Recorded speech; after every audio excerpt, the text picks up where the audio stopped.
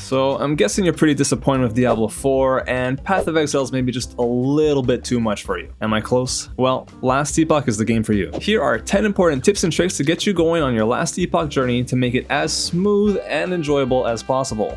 Tip number 1, choose the right class for you. Choosing your first class can be tough, as generally speaking, when it comes to these types of games, you'll want to play something powerful and fun. Thankfully, Last Epoch has many classes to choose from, and all of them are perfectly viable choices. That said, it is worth noting that some of the more recently released or reworked classes have more involved and fun mechanics, and I'll be sure to point them out here. There are 5 different base classes to choose from, which can then each be specialized into one of 3 separate masteries by the time you reach a certain location, not that far into the game. The 5 base classes are the Primalist, the Rogue, the Sentinel, the Acolyte, and lastly Tywin Lannister.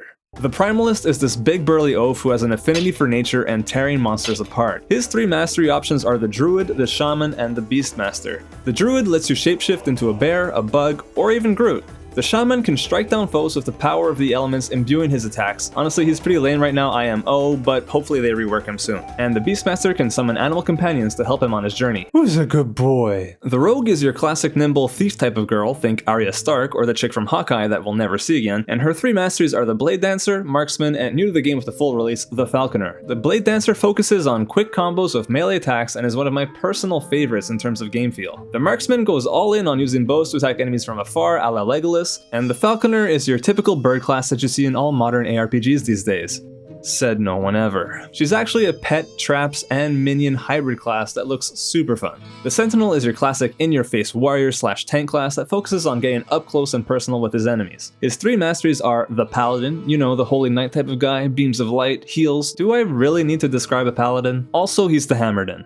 The Forge Guard, a sort of minion melee tank hybrid that can summon weapons to attack monsters for him when he attacks, which is pretty interesting. And lastly, the Void Knight, the quintessential edgelord class that every 12-year-old boy aspires to become when they grow up. Oh, to be young again. Also, if you're a fellow Beyblade enjoyer like me, it's probably worth noting that the Sentinel is the spin to win class. The Acolyte is your typical Dark Arts witch, think He Who Shall Not Be Named, but with more nose. Her 3 masteries are the Necromancer, your generic I want an army of skeletons to do everything for you class. The Lich, an awesome spell-based class that, keeping with the Harry Potter reference, is basically a Dementor, sucking the souls out of her enemies, and she can transform into this badass Lich form. Honestly, she is super fun. And lastly, the Warlock, a really cool Chaos and Curse-focused class with pretty much the best looking spells in the game. This one's also brand new to the game with the full release. She looks really fun, and I am 99.9% sure that is what I'm going to be playing on February 21st. Finally, the only class left is the Mage. He looks like Tywin, but he's basically Gandalf. If throwing fireballs, exploding glaciers, and chaining lightning is your thing, this is your guy. His 3 masteries are the Sorcerer, a mastery that doubles down on casting powerful elemental spells at range, basically just more basic mage, I guess. The Spellblade, a very cool melee-oriented spellcaster who can imbue his attacks with the power of the elements. And lastly, the Rune Master, my favorite class that I've played so far. The Rune Master causes each spell you cast to give you a rune based on which element of spell you just used, and by combining runes in different sequences and casting a spell called Runic Invocation, you'll get a different powerful spell out of it. It sounds complicated, but it's really not. Cast spells, press Q, big boom, me happy. 10 on 10, would recommend. Okay, that's all of the classes covered. I'm sorry that took so long. I just figured it's important that you know what they all are so you can make an informed decision. Tip number 2, don't follow a build guide. At release, you're going to be seeing tons of build guides pop up, whether that be on your YouTube homepage or just your recommended Google feed. Don't even look at them. You may be tempted to follow a build, especially if this is your first action RPG that you play, but seriously, Last Epoch is balanced so well during the campaign that one of its best features is the fact that you can come up with your own build without having to worry about getting hard stuck somewhere. I'm looking at you, PoE. Pick whatever combination of skills seems fun to you, and don't worry about getting caught up in the meta. You'll enjoy yourself a lot more. My one recommendation on skills is to try to have 1 traversal skill on your skill bar as well as 1 defensive skill, but feel free to ignore this advice if you wanna. For some simple universal recommendations when it comes to passives and gear, get lots of health and vitality, make sure you get resistances, they cap out at 75% each, and focus on doing 1 type of damage primarily. Also, get plenty of whatever attribute your main damage dealing skills scale with. You can check by just hovering over your tooltips like this.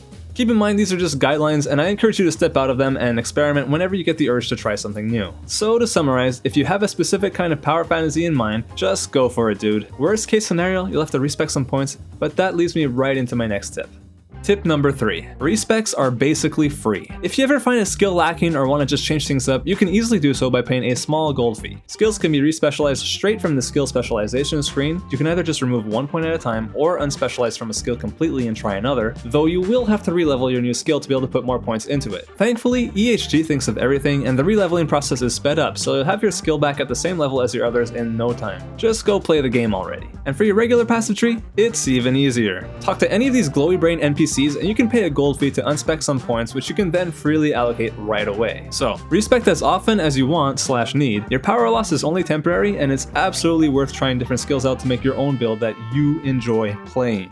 Tip number 4. My fourth tip is to not rush to the endgame. In most of these ARPGs, getting to the endgame seems to be a priority for pretty much everyone, even people that are playing the game for the first time, which is just honestly unnecessary. Last Epoch's campaign is enjoyable from start to finish, so especially on your first few playthroughs as you become familiar with it, there's really no reason to rush. Now, I'm not saying you need to read every single little note you find and pay attention to the story. I mean, that's totally up to you, but I do mean explore and do the side quests because you'll often get extra passive points and unlock idle slots for your character in the process, which are absolutely invaluable. Also, fun fact, you can keep track of all those unlocks on your map screen in the bottom left. If you've got them all filled up, you can totally skip side quests for the rest of the campaign. Tip number 5. Use the in-game loot filter. Throughout your adventure in Atera, you are going to be collecting an absolute ton of loot, so it's only natural that at some point you're going to want to filter out some of those items. Thankfully, that process is super simplified and you can basically filter out whatever you want in a minute. To bring up the loot filter options, just press Shift F or open up the game options and look for loot filter settings. I'll walk you through how to add rules to filter out some basic white and blue items that you won't want to be seeing after your first half hour or so. From the filter screen, click on Add a New Rule, and then from this drop-down menu, select Hide. Then right over here, just click on Rarity, then select Normal and Magic. And just like that, your filter is now set up to hide both white and blue items. Now, if, for example, for some reason, you wanted to make an exception and show weapons with fire damage even if they're blue, you can do that easily by adding a rule that is set to Show that allows for items with a specific fire damage affix to show up, regardless of what rarity it is. Just remember to put this rule above the other one in your list because that order is what determines which rules take priority. You can absolutely play around with a whole bunch of more precise options, but the point I'm trying to make here is that you should try to become familiar with this screen because not only can you hide things, you can also customize and emphasize items that you really want to see. Looking for a wand with fire damage over time? No problem. A chest piece with health and vitality? You got it. A ring that will cure you of your impending sense of existential dread? Well... yeah, no. Tip number 6. Similarly, get to know the in-game guide. This is seriously one of the best in-game guides I have ever run into in my life. As far as I could tell, every term is explained here and the basics of all the different systems the game has in place are laid out for you in plain, comprehensible English. You can learn about skill specializations, the monolith of fate, dungeons, ailments, and even the difference between increased and more. It's a 10 on 10 game guide and sets a new standard in the genre. Tip number 7. Craft early and craft often. Crafting in Last Epoch is an essential part of upgrading your character and really shouldn't be ignored. Plus, it's really intuitive when you compare it to something like this. As you run around killing monsters on your adventure, you'll often find yourself picking up affix shards. These little suckers will clog up your inventory, but there's a handy transfer crafting materials button over here that you can use at any point to tidy things up.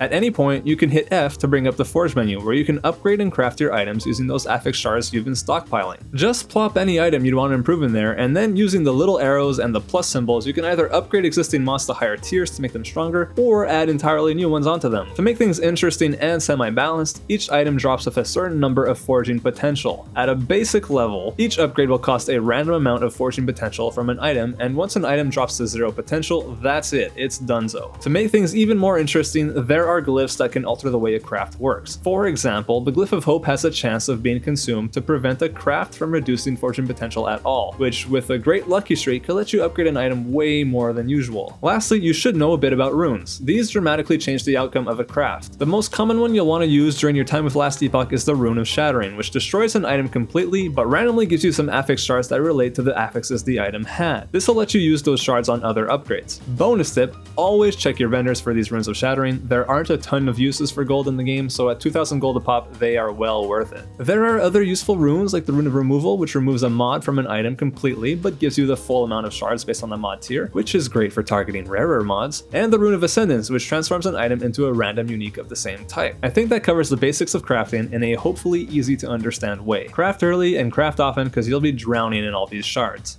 Tip number 8. Buy lots of stash tabs. This is a real quick and simple one. Extra stash space can be purchased with in-game gold at any time while hanging out at your stash. You can color code and label your tabs as desired, but really what I wanted to point out is that stash space only costs in-game gold. Buy lots of them. Also, make use of that auto sort button. It's fun.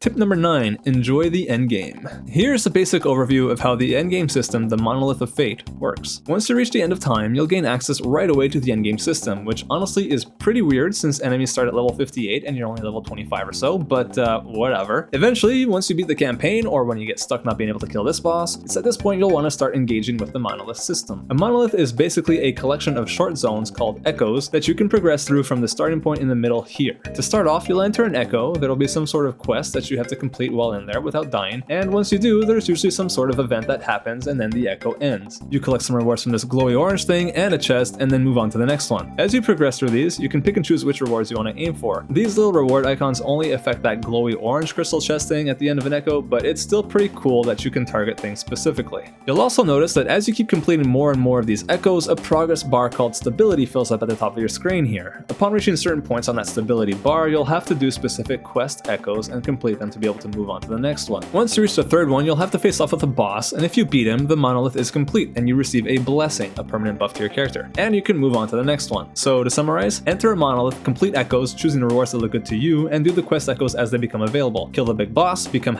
#blessed, and you can go ahead and move on to the next monolith. It's pretty straightforward once you get used to it. There's a bit more to it than that, but I think that's enough of an explanation for now. Lastly, I will note that if you run into trouble, like you keep dying in a monolith because you're under-leveled or something, you can always go back and farm in a previous one that you've completed, or even zones in the campaign, although hopefully it doesn't come to that. There are other dungeons outside the Monolith system, like the Temporal Sanctum, that are a crucial part of crafting the best items in the game, but I'm sure there'll be plenty of great comprehensive endgame guides for you guys to look at once you get there, and I don't think that stuff really belongs in a beginner's guide personally. I was even debating including this. I will say that you should hold on to any uniques you find that have a special stat called Legendary Potential, and I'll leave it at that.